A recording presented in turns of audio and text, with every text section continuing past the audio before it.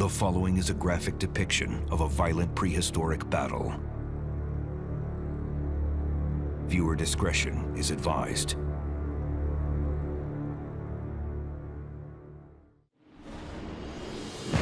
Pound for pound, they were the fiercest dinosaurs ever to walk the Earth. Scientists call them Deinonychus.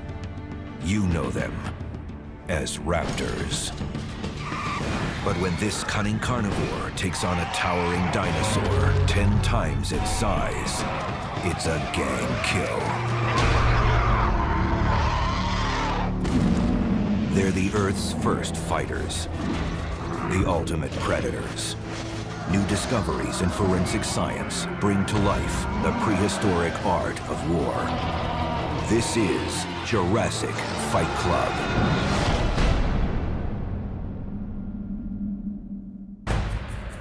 Go back more than 100 million years. Europe, Asia, Africa, and North America fractured into large drifting islands. It's the early Cretaceous period.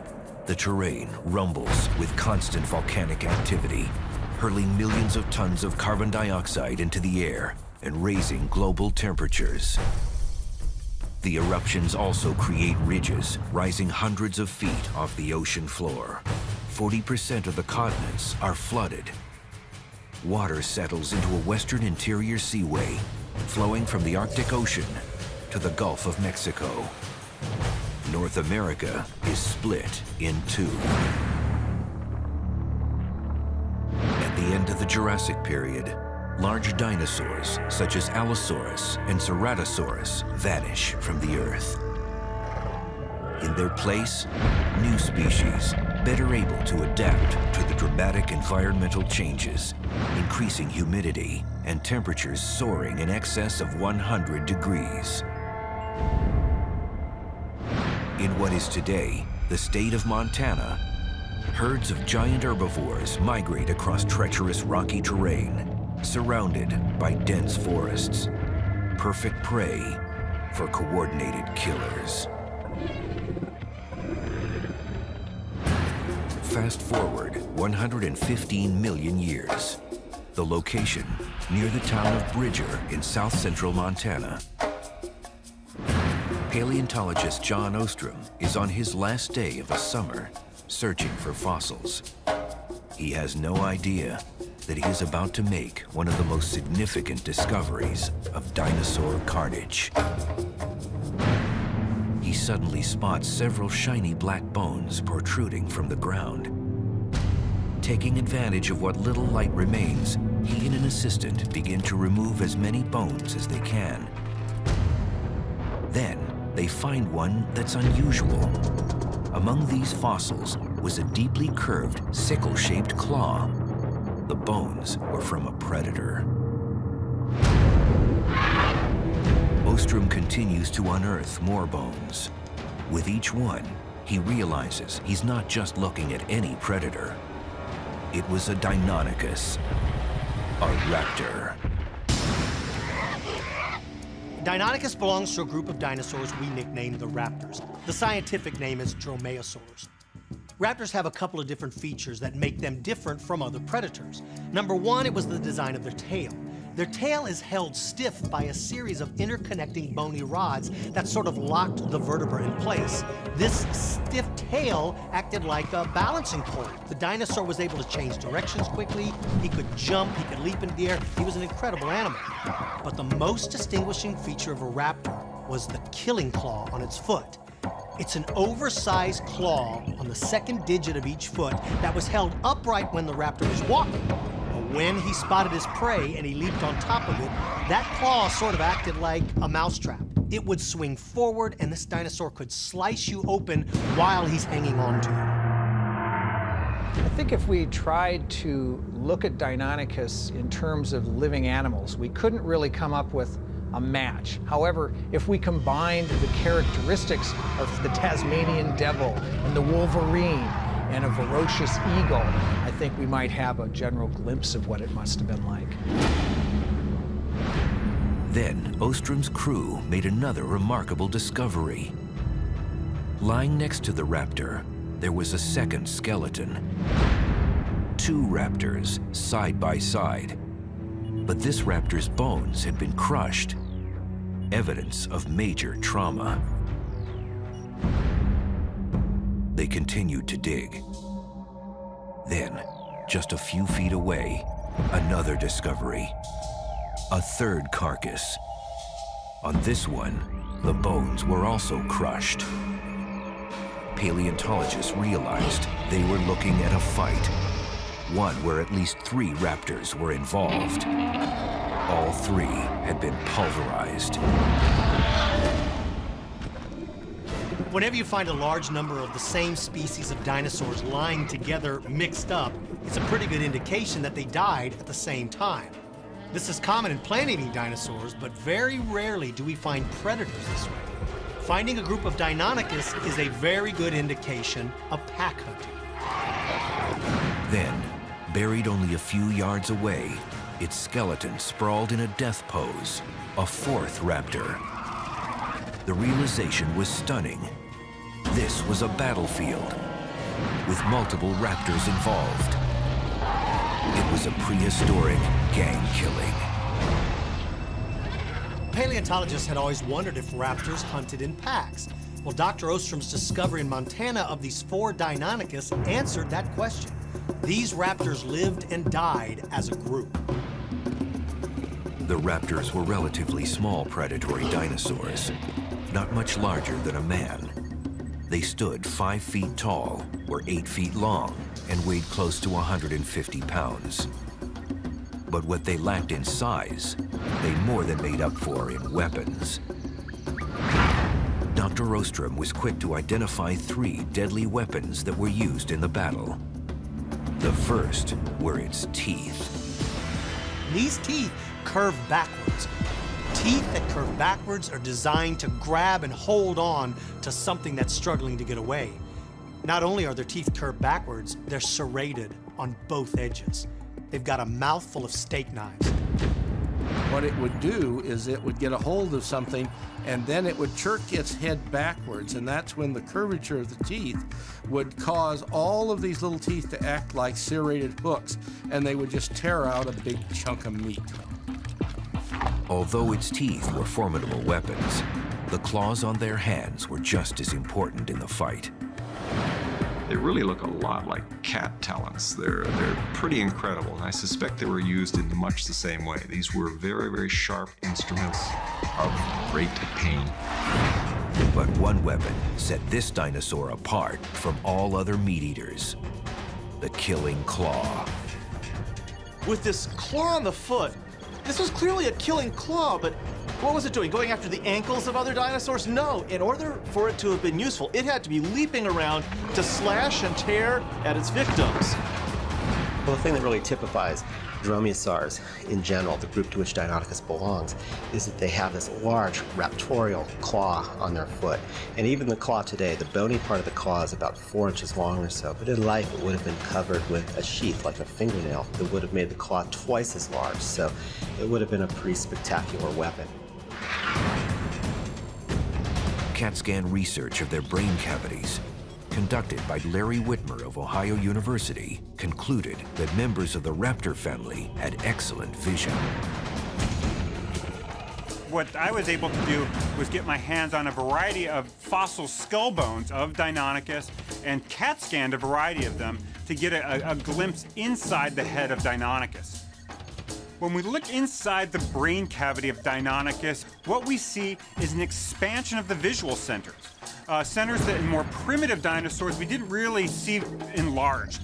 That suggests to us that vision was a very important sensory modality in Deinonychus and Utahraptor and these other raptors. It was clearly a major part of their hunting strategy. In fact, their vision was so strong, experts had to consider, did they have night vision?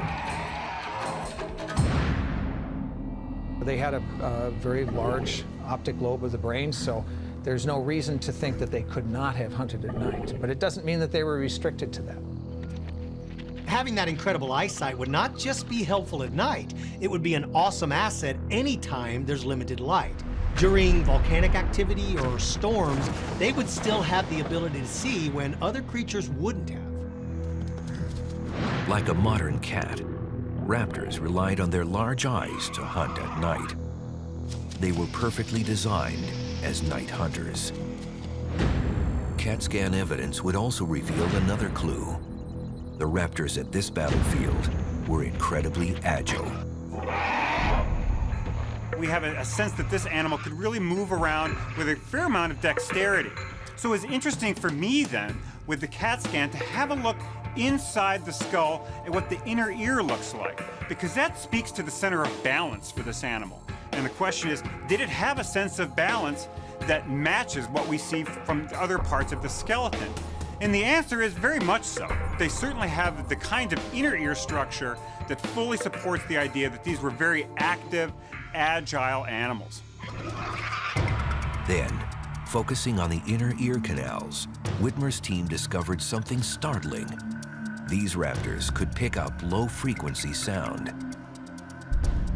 One of the exciting things when we did the CAT scanning of Deinonychus is we found very large air spaces surrounding the brain region of the back ends of these skulls. And they're very curious to us. Why did they have these very large spaces within their skull? They were airheads in a very literal sense.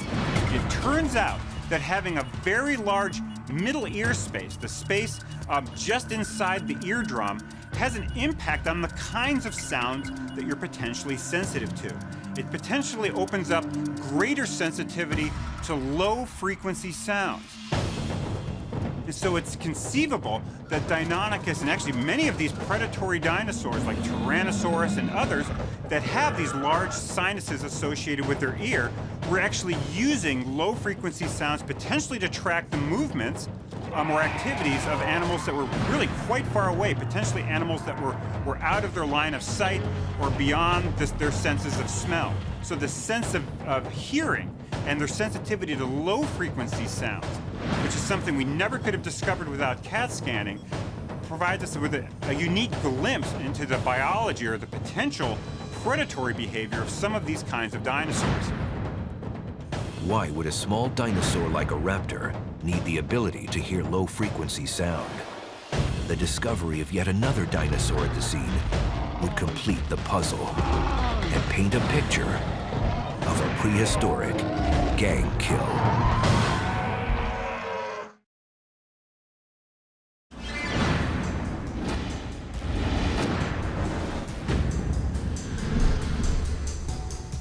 On a barren hillside in the Badlands of Montana, a group of paleontologists uncover a 115-million-year-old battlefield. 4 deadly raptors lay crushed by an unknown force. Then, another clue. As paleontologists continued to investigate the scene, just a few yards away from the gang of raptors, they uncovered the scattered remains of yet another dinosaur. But this one wasn't a raptor. It was a large plant-eating dinosaur called Tenontosaurus. Tenontosaurus were giant herbivores that stood more than 8 feet tall and weighed in excess of a ton, more than 10 times the weight of a raptor. But how could scientists know if the Tenontosaurus was linked to the raptors? Was it possible that it just washed there by a flood? There's a tremendous amount of evidence that can be gathered at a fossil site just by looking at the geology.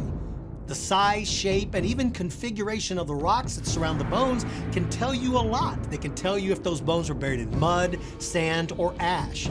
The way the bones are found can also kind of give us an idea of how the skeleton arrived there. Was it washed in? Was it slowly covered by windblown sand? In the case of these Deinonychus and Tenontosaurus, it was pretty clear that these animals had not washed together, they had died together. Clearly, this was an all-out melee. But was there even more direct evidence of a gang attack? As the paleontologists dug closer to the scattered remains, nearly a dozen raptors' teeth were found among the bones. This evidence spoke volumes. The Tenontosaurus was half-eaten. Along with all the broken teeth found among the Tenontosaurus bones, one of the most telling pieces of evidence to support the idea that the raptors had attacked it is that the raptor skeletons were really complete, but the Tenontosaurus was half-eaten. This makes a very good argument that not only did they attack the Tenontosaurus, but they ate him as well. The Tenontosaurus had been half-eaten, but dead raptors lay everywhere. So who had eaten the Tenontosaurus?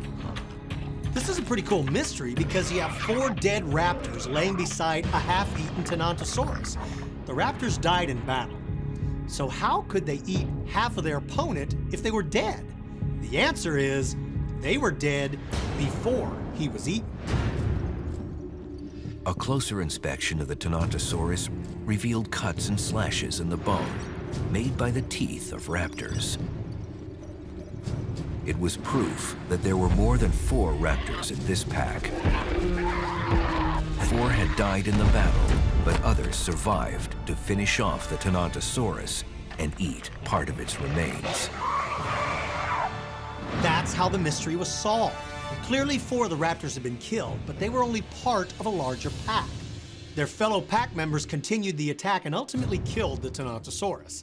We know this because they left their teeth at the crime scene and ate half of the Tenontosaurus. This is what makes this site one of the most amazing discoveries in North America. A pack of Deinonychus would be an awesome force of power, but the evidence at the battlefield proved the Tenontosaurus was far from helpless. Somehow, this one had taken down at least 4 raptors. They moved at a snail's pace, but they were by no means defenseless. They relied on their sheer size and intimidating numbers to deter marauding predators. Its true strength comes in its ability to travel in a herd. A herd of Tenontosaurus has different strengths, can trample somebody to death. To further strengthen the herd structure, the way the group traveled was predicated by rank, a military tactic still in use today. When dinosaurs walk in a herd, there's a lot of order to what they do. The herd is kind of broken up into 3 distinctive groups. There is Group A. This is made up of the leaders. This could be 1, 2, 3, maybe as many as 4 adults. Then Group B is made up of the majority of the herd. These are the healthy adults, these are the subadults, and this is where the babies are. They're in Group B. And then you have Group C. These are the oldest members of the herd, and these are the dinosaurs that are sick or weak or injured. As they walk in a specific order. They walk B's in front, A's in the middle, C's in the back. The A group always remains secure in this walking order, and we see modern herding animals using these same tactics. It ensures the success of the species. Alone or in a group, this dinosaur's greatest strength was its colossal bulk. But despite its staggering power, the Tenontosaurus had 2 inherent weaknesses. The first was its small brain size. A comparison of the brain to its body size suggests that these were not intelligent dinosaurs. But in a fight, things are not always what they appear. The crushed remains of 4 raptors is clear evidence that Tenontosaurus had ways of dealing with these attackers. When you look at the fossil evidence, it suggests that the raptors were crushed under some pretty impressive weight. Had the Tenontosaurus crushed them with his foot, I think their bodies would have looked like pancakes because you had all of its weight being focused on that small foot area. But because their bodies were relatively intact, I think they were either crushed by the tail, or more likely, they were crushed under the weight of this animal. Could the Tenontosaurus use its massive body to crush a raptor during an attack? To help formulate how this gang killing occurred, paleontologists began to piece together scenarios of how the raptors singled out the plant eater. They would probably stalk their prey. Maybe one would get up and size up and try to pick out the weakest one, maybe get them all running and getting the slowest one, so then they would take after that slowest one. And maybe they would take turns chasing it around, tiring it. As soon as it was enough where one could jump on its back, all the rest of them would join, and it would be curtains for that Tyrannosaurus. Like wolves, I suspect that these animals would attack from different directions. They would take their chance to come in when the attention of the Tyrannosaurus was attracted somewhere else. So it's key to success. So get in there, tear holes in it, rip open that belly, and then as more and more of them strike, it just gets weaker and weaker until it collapses, and then they can come in and feast. Under attack from a pack of raptors, the Tyrannosaurus herd would instinctively scatter. If separated from the group, the lone Tyrannosaurus had to rely on every weapon in its arsenal, including the environment. I think its main way of surviving would be to get us in a place where the attackers couldn't come at it from all the sides. So if it went into like denser vegetation, into the forest, running through the brush, to help protect its flanks from attackers, that would probably be its safest course. In spite of the fact that they look like they're more or less defensive, they have arms and legs and strength, and that tail looks pretty wicked actually overall.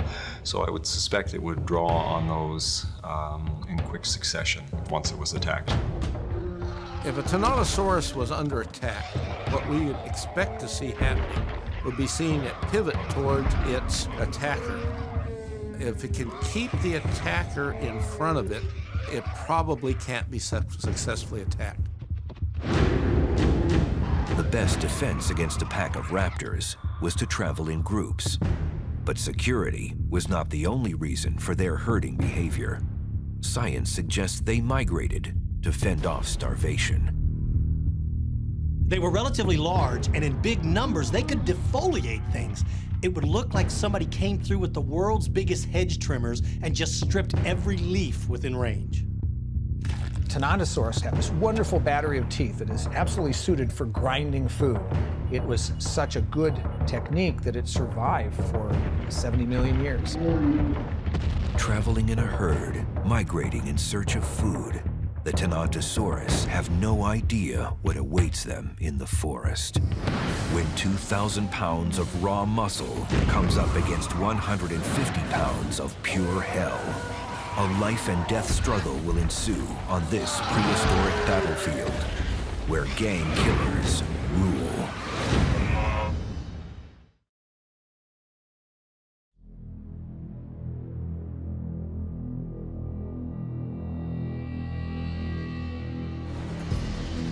In Montana, a group of paleontologists uncover a prehistoric crime scene.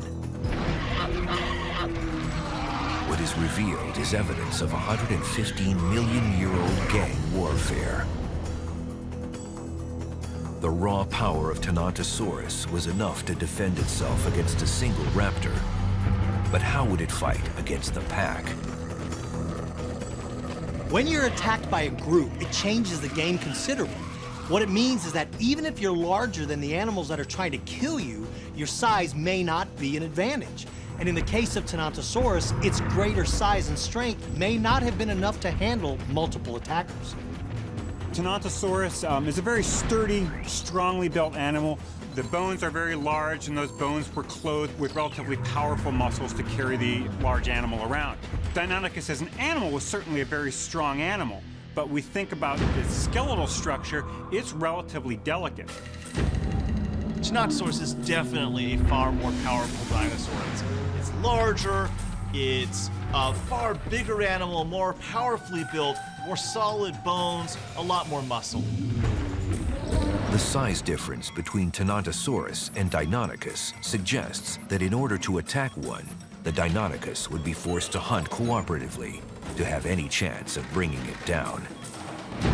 If the Deinonychus was in a group, then the group might be able to overwhelm the Tyrannosaur, but it'd be awfully dangerous. A pack of Deinonychus would be a closer match to an individual Tyrannosaurus. So if you've got you know, a whole bunch of Deinonychus operating together, you have about the same muscle strength as you have with a single Tenontosaurus. The raptor's body design suggests that when it came to speed and agility, it had the upper hand. Without a doubt, Deinonychus is definitely a faster, more agile animal than Tenontosaurus. You look at the individual bones of a Deinonychus, and they're quite narrow. Its whole structure was built to be able to move quickly and in an agile way. Agility-wise, Tenontosaurus is certainly much better off than any of the ceratopsians or sauropod dinosaurs because Tenontosaurus can be functionally bipedal, so that gives it a lot more turnability. It's got a fairly rigid tail. One of the main reasons why raptors are so fast is because of their lung design. As they breathe in, the air travels into their lungs, and then from there it's forced into various bones and vertebrae. That air then ultimately exits the body through holes in some of the bones. It doesn't waste energy pushing that air back out of its throat, so it's at full throttle all the time. Deinonychus was all about agility, moving around quickly, rapidly, making quick turns, quick movements of its head and neck. We have lots of evidence that that was important for Deinonychus, both from its skeleton, but also from the way its brain and inner ear were structured, which again show very important signs of quick, relatively rapid movements being important for Deinonychus. It's not the case for Tenontosaurus. Equipped with teeth and claws, the raptor pack came ready for a fight. But the massive tail and sheer mass of the Tenontosaurus would have evened the score. Tenontosaurus doesn't have much in the way of specific parts of the body adapted as weapons, but it does have sheer muscle strength and this enormous tail, bigger than we see relative to body size than in most of the plant-eating relatives of it.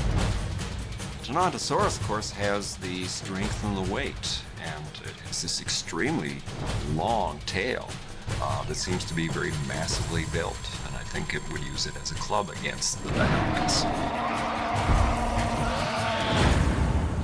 Deinonychus clearly has raptor weapons. The sharp claws on each hand, the killing claw on the foot, the razor-sharp teeth in its mouth. He's got the typical weapons of a raptor, and that's what makes a raptor so dangerous. Raptors were born to attack. Using an arsenal of weapons, speed, and agility, it was one of the most deadly forces in the animal kingdom. Tenontosaurus would have to rely on every trick in the book to survive an attack. Whenever a carnivore faces off against a herbivore, in most cases the carnivore has a lot of experience already in the fighting. The herbivores may be aggressive, but won't necessarily have the experience. If we compare an herbivore like Tenontosaurus versus a carnivore like Deinonychus, Deinonychus comes out way ahead in terms of fight skills. It has a lot of specialized behaviors intended to fight because that's the way it makes its living. In order for it to survive, it has to kill, and has to kill fairly often. Tenontosaurus doesn't really have to do that. It may have to defend itself on occasion, but a lucky Tenontosaurus is one that never has to encounter a meat eater. Tenontosaurus versus Deinonychus is an interesting kind of battle, one that we actually think took place because we have evidence that these animals not only lived in the same area, but actually interacted. We find their fossils intertwined. A single Deinonychus probably could have taken on a small Tenontosaurus, a sick Tenontosaurus, but probably not a fully adult, healthy Tenontosaurus, simply because Tenontosaurus was a large, powerful animal, and Deinonychus was a relatively slightly built, delicate kind of animal. So if Deinonychus were to tackle a large Tenontosaurus, it would need help. Because Tenontosaurus has that long tail, it's a clear sign that it is designed to be more of a weapon. So it's got a great way to defend itself. That means that this animal came in contact with predators a lot. It had fight skills because it lived with Deinonychus, and that meant it was on the menu a lot. So it has actually very good fight skills for an herbivore. Deinonychus absolutely had good fight skills. This is an animal that makes its living killing. The more it kills, the better it survives, and the more it kills, the better its fight skills are. The site of a prehistoric battle unfolds in the Badlands of Montana. An enormous Tenontosaurus is ambushed by a pack of deadly raptors. Based on forensic and CAT scan evidence and analysis of modern animal behavior, experts present a scenario of this gang attack, where the victim strikes back.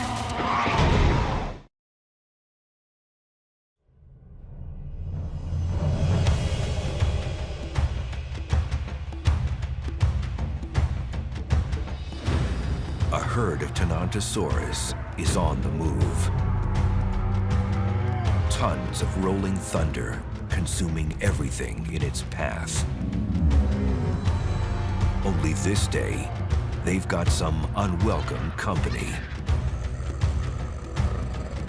These dinosaurs have no idea they're being followed by some of the nastiest and most dangerous little dinosaurs that ever walked planet Earth. The raptors, the deadliest of all dinosaurs, are about to strike. Quick, intelligent, and cagey, they single out the weakest member of the herd. They would stand off at a distance and look at the herd. They want to choose the most effective target. They're not just going to run in and try to attack the first dinosaur they find. It could be that that dinosaur is bigger than they are, or more importantly, it's completely healthy and can defend itself. Once they pick out their prey, they're going to attack. And the Tenontosaurus is going to be in dire trouble. Their eyes lock onto their target. They begin to stir, slowly, deliberately, silent, except for the hissing of their breath. What makes a raptor so incredibly dangerous is they're built like ninjas. They're fast, they're strong, they're agile, they've got razor-sharp teeth, and these teeth curve backwards. When you are bitten by an animal with teeth that point backwards, it's going to rip a chunk of flesh out of you. But they're up against a much bigger adversary, so they've got to work in unison. The raptors rush in initially in hopes of startling the herd. If they can separate him, they have a better chance of taking him on. Terrified and disoriented, the herd stampedes. Their immense legs make a deafening sound. They do this for two reasons. Number one, they do it because they want to get away from the attacker. But the second reason why they do it is because when you run, it exposes the weakest guy, and that's the one the predators are going to focus on.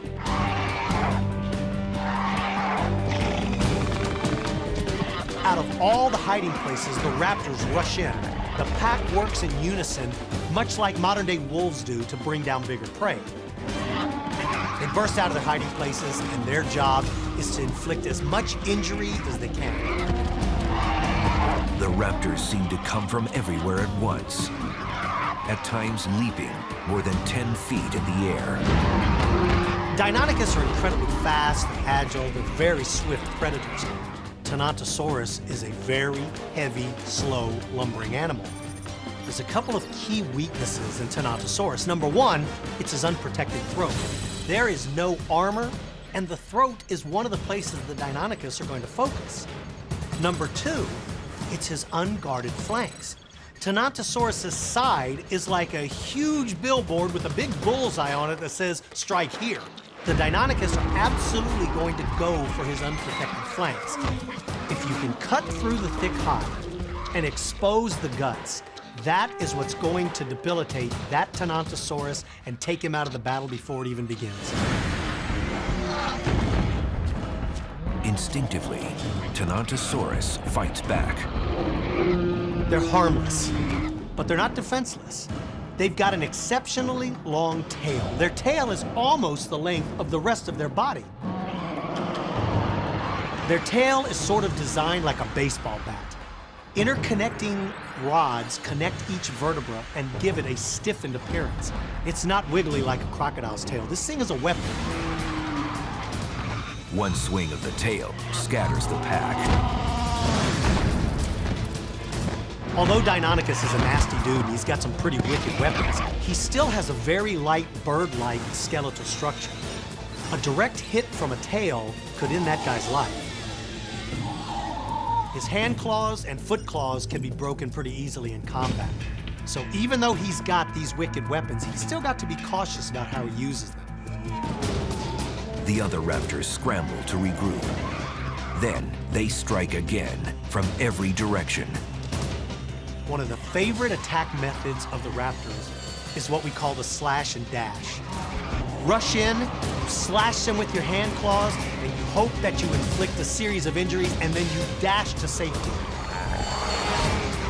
You allow your prey to slowly bleed to death.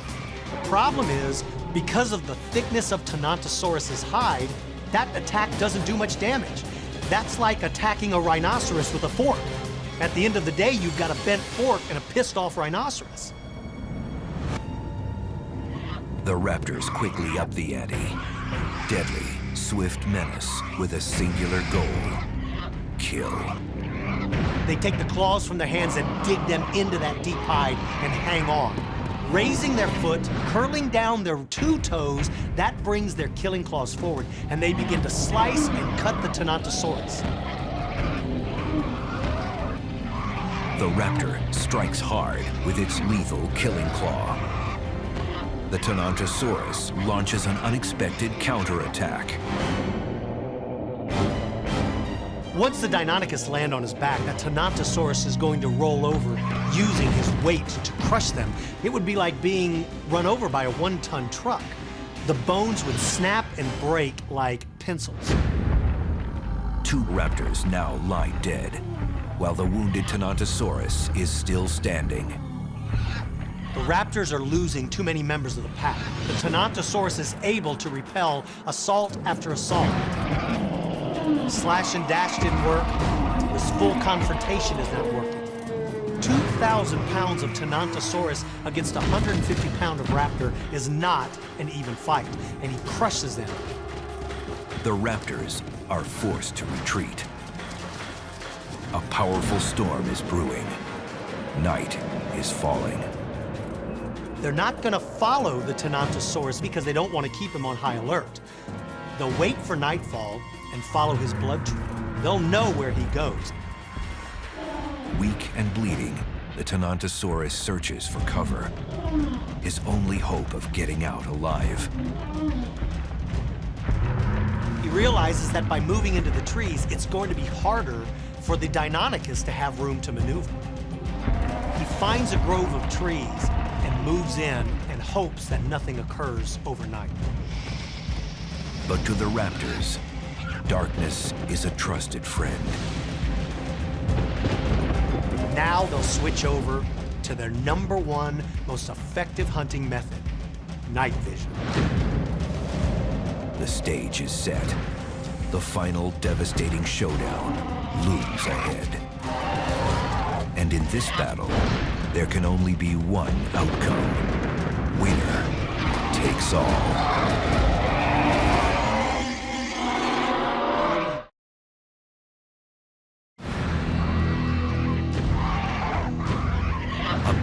Bloodthirsty raptors have targeted a 2,000-pound Tenontosaurus separated from the herd.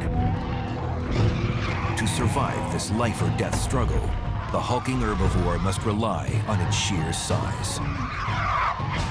The raptors countered with stealth, speed, numbers, and yet one more advantage.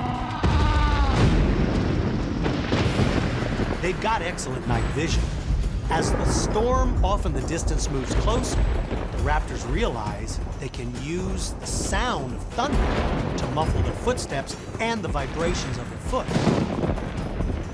They move in for the final assault. With quick, erratic moves and the predatory intelligence of a giant bird of prey, the pack mounts its final ambush. This spot is designed perfectly to play into the strengths of Deinonychus. There's a raised ridge behind the Tenontosaurus. It's the perfect launch site for an aerial, silent attack. The environment also favors the raptors. Tenontosaurus is now at the mercy of his merciless attackers. Under attack, Thanatosaurus has got to have his senses working at peak strength. Sight is going to be important because he's got to see where the attack is coming from. Sound is absolutely important as it becomes dark. You've got to hear where your attackers are. And the sense of smell is vitally important because it allows him to figure out where those raptors are out in that darkness. Trapped in a thick grove of trees, Thanatosaurus is helpless. His immense weight and powerful tail useless. The raptors fly into action with white-hot intensity. Now they're able to dig their claws deep into his side. Using their hand claws, they're holding on. But it's the killing claw on their foot that helps them dig deep into the flesh.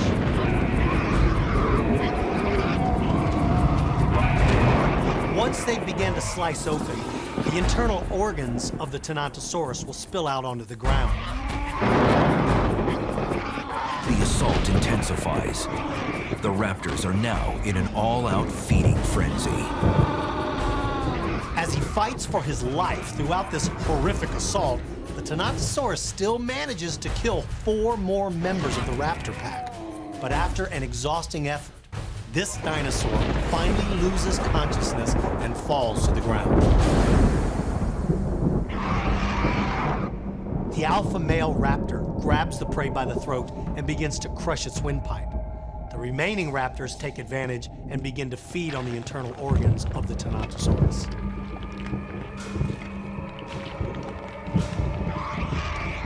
Like a pack of wolves, these Deinonychus are fighting for the best parts.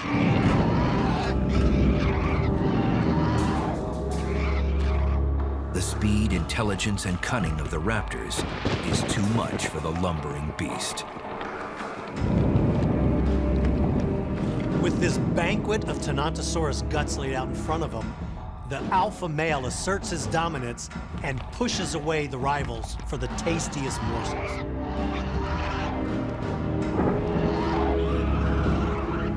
Off in the distance, thunder continues to rumble.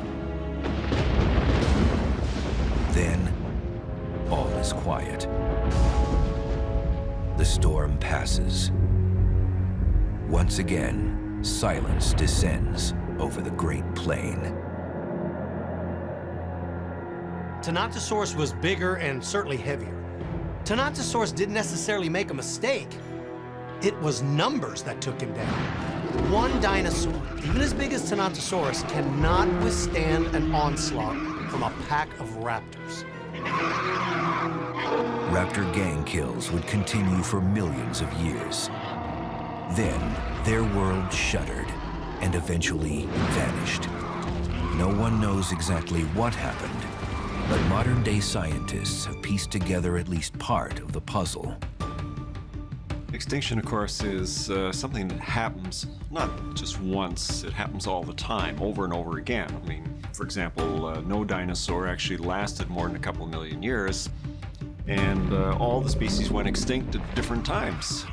The thing about extinction events is that, of course, they're very bad for the animals that go extinct, but they open up a door of opportunity for a lot of other animals and plants. And basically, once certain species disappear, then other species will evolve and change and take over their place in that particular ecosystem or habitat.